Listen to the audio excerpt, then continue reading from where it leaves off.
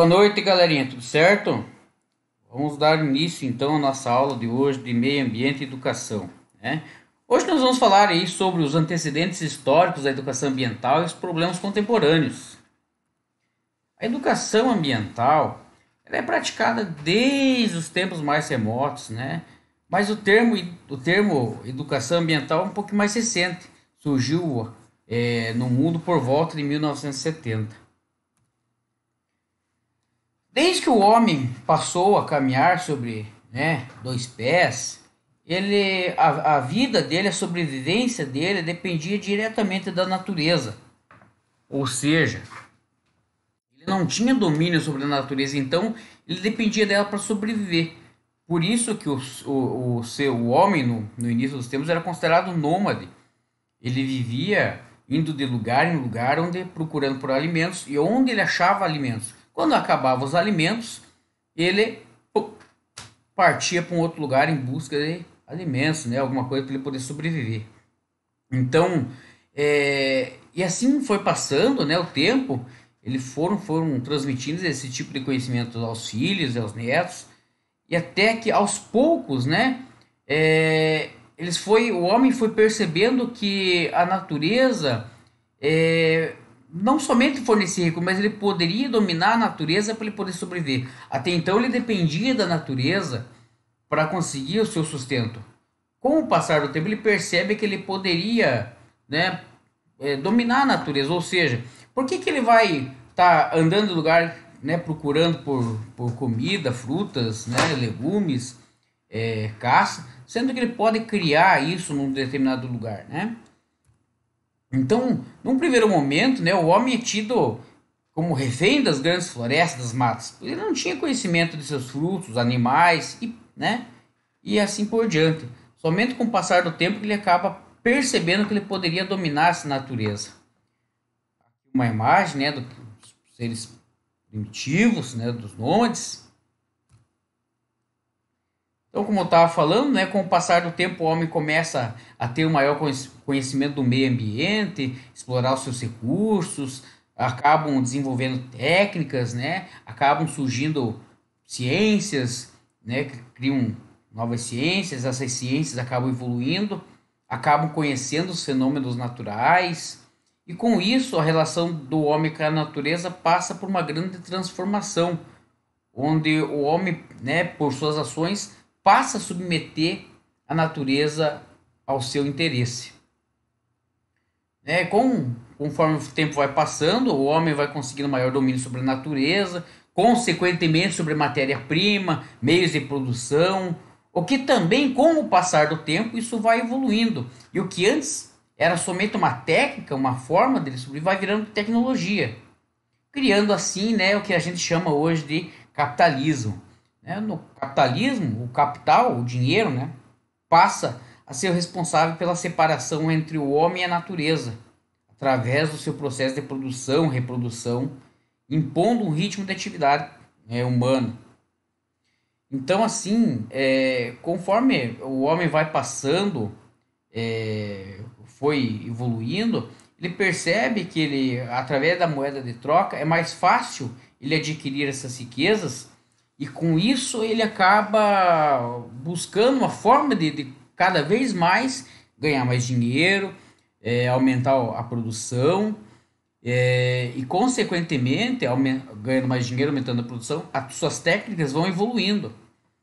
E isso faz com que ele busque na natureza cada vez mais recursos, né, para desenvolver os seus produtos, a sua técnica, a sua tecnologia.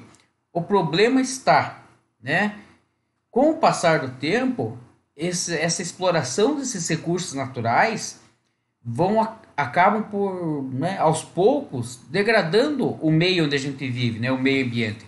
E é justamente esses atributos, né, de generalidade, utilização sistemática, né, a inserção socioeconômica que criaram, né, essa tecnologia é que acabam transformando, né, o nosso planeta nesse lugar caótico, né? Ou seja, a busca pelo desenvolvimento, a busca pelo lucro, consumo, né, levou a nossa sociedade ao que a gente vê hoje com essas catástrofes ambientais, com esses problemas ambientais gerados, né, grande parte pelo consumismo do ser humano. Tá? Dessa forma, alguns ambientalistas, né, e profissionais da área começaram a ficar preocupados com os caminhos que o planeta estava tomando. E percebendo que alguns recursos já estavam se tornando quase finitos, né, e alguns desses recursos não mais renováveis, eles acabaram tentando criar, né, novas formas de desenvolvimento, sempre baseado na sustentabilidade. O que, que é? É você utilizar esses recursos naturais, né, que a gente dispõe da natureza, sem prejudicar as gerações futuras. Até que chegasse então, né, uma ideia de que o homem precisava interagir com a natureza de forma mais proveitosa, menos agressiva, né? Muitos desastres ambientais já estavam acontecendo. E agora o medo fazia com que eles pensassem de alguma forma em mudar as atitudes do homem para com a natureza. Mas como fazer isso? Então criou-se a necessidade, primeiramente, de conhecer, né, de ter um estudo melhor sobre o meio. Episódios como a contaminação do ar, que ocorreu em Londres, Nova York, isso por volta de 1952 e 1960, desde casos, né, mais fatais, como a intoxicação de mercúrio em Minamata, também em 53 e 65, a diminuição da vida aquática em alguns dos grandes lagos do lado dos Estados Unidos, morte de aves e venenos, né, morte de diversos animais causados por venenos e pesticidas, fez com que o mundo ficasse em alerta, né, com tudo que estava acontecendo. E esses impactos, né, da espécie humana sobre o meio ambiente começaram a fomentar assim pelo mundo, né, uma visão de que algo deveria ser feito, de que se o mundo, se o homem não tivesse um freio, não começasse a controlar suas ações, isso poderia ficar cada vez pior. Então, nessa época, surgem movimentos sociais, né? Ou seja, diante de todos esses problemas que estavam ocorrendo aí, criaram-se então vários movimentos sociais com o objetivo de impulsionar a reflexão sobre o alcance da intervenção humana no planeta. Então eles passaram a se reunir, né? E um dos primeiros movimentos sociais a reverter esse quadro caótico que se encontrava no meio ambiente foi uma construção de uma nova ciência, que é a chamada de ecologia. Isso lá por volta de 1960 e 1970. E com isso, com esse surgimento dessa nova ciência, percebeu-se que o homem pouco conhecia com relação ao meio ambiente, né, as suas fragilidades. Passados mais um tempo, por volta de 1972, realiza-se então a Conferência de Estocolmo lá na Suécia, né, capital da Suécia, onde foi concebido o Plano de Ação Mundial. Em particular, foram dadas diretrizes para um programa internacional de educação ambiental.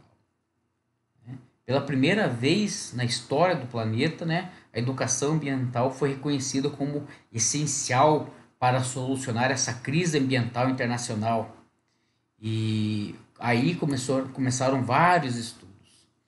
Pedrini, né, dizia que é indispensável um trabalho de educação em questões ambientais, dirigido seja às gerações jovens, seja aos adultos, o qual dê a devida atenção aos setores menos privilegiados da população, a fim de favorecer a formação de uma opinião pública bem informada e uma conduta dos indivíduos, das empresas, da coletividade, inspiradas no sentido de sua responsabilidade com a proteção e melhoria do meio. O que ele quis dizer com isso? Que um trabalho de educação ambiental, né, voltado a essas questões, deveria ocorrer em crianças, jovens, adultos, idosos, ou seja, a qualquer pessoa, né, a fim de que fosse, com esse tipo de conhecimento, fosse mudar seus hábitos. E mudando esses hábitos, né, com relação ao meio ambiente, o mundo se tornaria, teria uma melhora, né? Talvez não houvesse tanta degradação ambiental. Apesar dessa importância, essa conferência não gerou muito impacto assim na questão da solução, mas ela surgiu mais para apontar os problemas que tinha, né, que o mundo tinha naquele momento. Já em 1975, a Unesco, em colaboração com o Programa das Nações Unidas, nomeia o desenvolvimento de educação ambiental para que pudesse combater rapidamente a crise ambiental no mundo. Ou seja, né, ela realizou estudos sobre educação ambiental, compreendendo como um complexo interdisciplinar. Por que interdisciplinar? Não adianta a gente colocar, falar de meio ambiente, educação ambiental, por exemplo, somente em ciências, somente em geografia, somente em história. Ela deve ser compreendida em todos os âmbitos, né? Ou seja, desde a matemática, no português, no nosso caso, né? Na história, na geografia, na ciência, na química, na física e por aí vai. Nesse estudo sobre essa relação entre o meio ambiente e escola, realizado junto com os países membros da Unesco, entendeu que não deve limitar a educação ambiental a uma disciplina específica, mas sim a todas. De uma certa forma, deve-se trabalhar a educação ambiental em todas as disciplinas. Essa interpretação da eficácia da educação ambiental interdisciplinar acabou influenciando anos depois a Política Nacional de Educação Ambiental, que foi criada, né, pela Lei 9.795 de 1999, onde o artigo 10, o parágrafo 1º, diz que a educação ambiental não deve ser implantada como disciplina específica no currículo de ensino. Ou seja, regulamentou aquilo que dizia lá atrás, né? Ainda em 75 é lançada a Carta de Belgrado, né? Essa carta ela constatou um crescimento econômico muito grande, né? Um processo tecnológico e esse crescimento econômico muito grande e que um processo tecnológico iria aumentar cada vez mais. Se isso continuasse ocorrendo sem que houvesse, por exemplo, alguns resguardos na questão ambiental, o mundo, o planeta, não iria suportar tamanha degradação e essas consequências ambientais seriam trágicas para a população brasileira, para a população mundial, não somente para a população brasileira. Em outubro de 1977, na antiga União das Repúblicas Socialistas Soviéticas, né, URSS, lá em Tbilisi, acontece a primeira Conferência Internacional da Educação Ambiental, a segunda reunião internacional promovida pela Unesco. Já nessa reunião, colocaram alguns objetivos, estratégias, né, tanto de nível internacional como de nível nacional. Naquele instante, eles colocavam que a educação ambiental fosse o elemento essencial para uma educação formal e não formal. O que é educação formal e não formal? Educação formal é aquela educação que nós recebemos na escola, no colégio, na faculdade, né?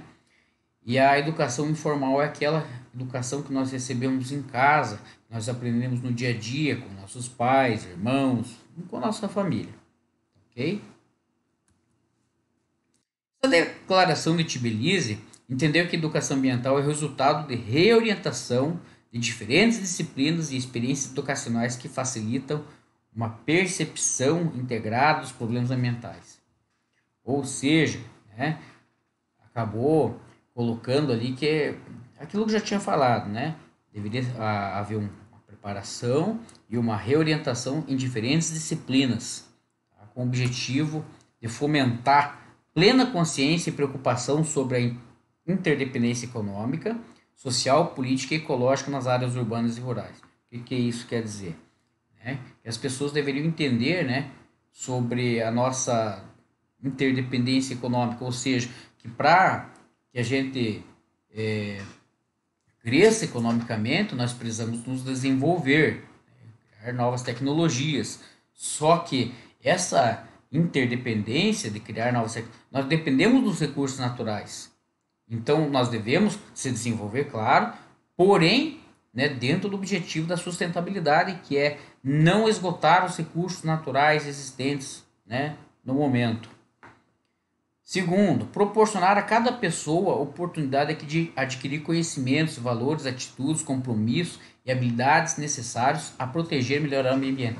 Ou seja, né, passar a fazer com que as pessoas entendam a importância da preservação do meio ambiente, a importância de você não poluir rios, não poluir o ar, não poluir o solo, não provocar queimadas, né, enfim, não jogar lixo no chão, tá? E criar novos padrões de comportamento de indivíduos, né? Mas para que isso ocorresse, algumas coisas deveriam ser tomadas, né? Por exemplo, uma sociedade, quais seriam os padrões de indivíduos, né, dentro de uma sociedade? Você evitar o consumo, aquilo que a gente tem hoje, né? Evitar fazer uso de produtos reutilizáveis, reciclados, não jogar lixo no chão, comprar produtos que não degradem o meio ambiente e por aí vai. Nessa conferência, chegou à conclusão que a educação deveria simultaneamente preocupar-se com a conscientização, a transmissão de informação, o desenvolvimento de áreas e a promoção de valores, bem como estabelecer critérios, né, para resolução de problemas, que foi aquilo que eu já tinha falado. Né? Além de nós termos mudarmos algumas de nossas atitudes, nós procurarmos resolução para problemas que já estão ocorrendo. Por exemplo, um problema de desmatamento. Como é que se resolve um problema de desmatamento? Fazendo um reflorestamento, tá? Mas para isso, não basta a gente plantar qualquer árvore em qualquer lugar. Tem que ter um projeto. Então, toda essa questão de reflorestamento, por exemplo, tem estudos, né, que fazem com que a gente saiba qual tipo de árvore plantar, em qual tipo de solo, em que lugar ela seria mais viável ou não.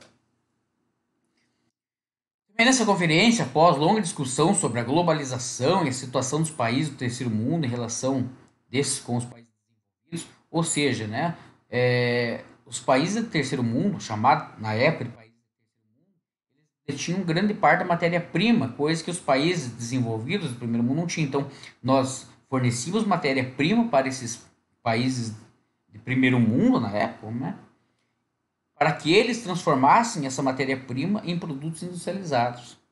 Então, essa nossa relação com esses países também acabava por gerar degradação ambiental, né? Principalmente para nós. Então, nesse conclave, são lançados os desafios fundamentais para o próximo milênio. Foi criada a Agenda 21. Eu adquiri essa Agenda 21 na minha época da minha graduação, faz já alguns anos, e eu li ela, uma parte dela pelo menos, porque ela é bem complexa, sabe? Mas ela cria leis assim que para o século XXI, a fim de que os países procurassem, né, seguir algumas daquelas leis, alguma coisa. Por exemplo, a diminuição de gases nocivos na atmosfera, diminuísse a poluição dos rios, por aí vai, sabe? São coisas assim. Aqui uma imagem, então, do que seria a Rio 92, que foi a conferência que teve aqui no Brasil. A educação ambiental, pensada de acordo com os princípios da Agenda 21, engloba tanto a educação institucional, que eu falei para vocês, né, da questão de escolas e colégios, faculdades, universidades, como informal, dando especial atenção àquela promovida pela sociedade civil organizada, ou seja, como um todo. A participação da sociedade civil na sistematização dos princípios da educação ambiental no Brasil foi firmada durante a realização da primeira Conferência Nacional aqui no Brasil, em Brasília, em 1997. E uma das primeiras leis que tratou desse assunto, né, sobre educação ambiental, foi a Lei 6.938, de 1981, que tratava da Política Nacional do Meio Ambiente. O artigo 2 dela nos diz o seguinte: a Política Nacional do Meio Ambiente tem por objetivo a preservação, melhoria e recuperação da qualidade ambiental propícia à vida, visando assegurar no país condições de desenvolvimento socioeconômico, aos interesses da segurança nacional, proteção da dignidade da vida humana, atendidos os seguintes princípios: educação ambiental a todos os níveis do ensino, inclusive a educação da comunidade, objetivando capacitá-la para a participação ativa da defesa do meio ambiente. Ou seja, gente, o artigo 2 ele somente fala, né, que no caso nosso país deve buscar o desenvolvimento, né, deve, deve preservar o meio ambiente, porém deve buscar o desenvolvimento socioeconômico, ou seja, social e econômico, né, uma melhor qualidade de vida para as pessoas, que eles tenham mais conforto e comodidade, né? E também coloca, né, ou seja, ele diz que a gente deve buscar desenvolver, só que sem destruir ou sem degradar o meio ambiente. E colocam com a educação ambiental a todos os níveis de ensino, ou seja, né, desde né, os níveis, quais são os níveis de ensino no Brasil? O ensino básico e o ensino superior. Então, a educação ambiental deve constar lá desde o primeiro ano do primário até o terceiro ano do ensino médio, nas instituições de ensino superior também, tá? Isso está previsto em lei. Também, posteriormente, né, a nossa Constituição da República, que foi promulgada em 1988, ela previu educação ambiental como política pública. No seu artigo 225, ela diz que todos têm direito ao meio ambiente ecologicamente equilibrado, bem de uso comum do povo e essencial à sadia qualidade de vida. Tá? Para assegurar a efetividade desse direito, incumbe ao poder público promover a educação ambiental em todos os níveis de ensino e a conscientização pública para a preservação do meio ambiente. Então, não lembra da educação dita formal e informal. Então, a educação ambiental deve constar em todos os níveis da educação, né, que é o dito formal, bem como, né, a conscientização pública de que a preservação do meio ambiente é algo importante a ser discutido. E desde que o ser humano controle-se e mudasse algumas atitudes, estava tudo certo. Só que com essa crescente preocupação, né, do meio ambiente, não parou por aí, né? Outras leis foram surgindo, foram sendo criadas, né? E todos esses movimentos, né, que a gente teve, que eu falei, foi falar até então, quer dizer uma única coisa, que independente de todas essas leis que o mundo está fazendo, o homem continua degradando, né, o meio, né, o meio ambiente. Quais são as razões disso? Lucro. Ora, posso estar errado, enganado na minha concepção, mas qual é a empresa que vai parar de produzir, de ganhar dinheiro para tentar preservar o meio ambiente? Ah, sempre tem um.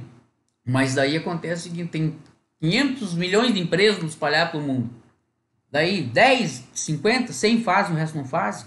Né? Então se torna meio, a gente tá meio que nadando na contramão, né? Nadando contra a maré. Com isso, né, ao longo dos anos, constantemente nós vemos nos veículos de comunicação, como televisão, rádio, redes sociais, que há diversos problemas ambientais hoje ocorrendo no nosso planeta. E o que causa isso? O crescimento da população tem crescido muito. A cada ano que passa, ela cresce, ela dobra, triplica. E com isso, né, o desenvolvimento tecnológico também. Não vamos longe, a gente discutindo em outras salas aí, né? Todo ano sai um modelo de celular novo, todo ano sai um modelo de notebook novo, todo ano sai uma televisão nova, e por aí, carros novos, e daí? Vamos lembrar que todos esses recursos naturais dos quais são feitos esses produtos, provêm da natureza. E quando eles se tornam obsoletos, eles saem da nossa casa. Quando o celular, uma televisão está muito antiga, a gente compra uma nova, aquela televisão não presta mais, nós jogamos fora, ela sai da nossa casa. Mas jogamos no lixo, enfim, mas para algum lugar ela vai. Eu te falo para onde ela vai, para o meio ambiente. E aí começa a degradação ambiental. Né? Devido a esse desenvolvimento tecnológico desenfreado, a gente está sempre também associado ao consumismo, a gente está sempre querendo ter coisas novas, coisas melhores, e com isso, com o passar do tempo, nós vamos degradando, né, o nosso meio ambiente. Dentre alguns problemas ambientais contemporâneos, a gente pode falar das queimadas. Né? O Brasil foi ao longo do ano aí, a gente ouviu muito falar das queimadas e muitas espécies de animais morreram. Produção em excesso de lixo, ou seja, muito lixo que o ser humano produz. Eu li qualquer coisa que, em média, uma média, um ser humano produz entre 4 a 5 quilos de lixo por dia. Poluição hídrica, poluição atmosférica, poluição da litosfera, desmatamento, enfim, né? Vários problemas ambientais ocorridos aí. Aí temos aí as queimadas, né? Poluição da litosfera, desmatamento, atmosférico, poluição hídrica. Resumindo, do jeito que anda a humanidade, intensificando a poluição, devastando as matas e maltratando os rios, não se pode esperar coisa boa, né, para as próximas gerações aí, para as pessoas que vão nascer, ou estão nascendo ou vão nascer, pois o futuro de todos depende dessa preservação do meio ambiente. Então, vamos repensar, né, bastante nossas atitudes, do que a gente tem feito ao longo da nossa vida, né, até que ponto compensa nosso conforto e comodidade, se isso valer a nossa qualidade de vida daqui a alguns anos, né?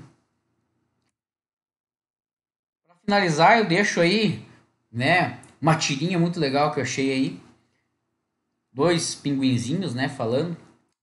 Provavelmente deve ser o pinguim filho, o pinguim pai. Hoje é dia dos pais, né? Ontem.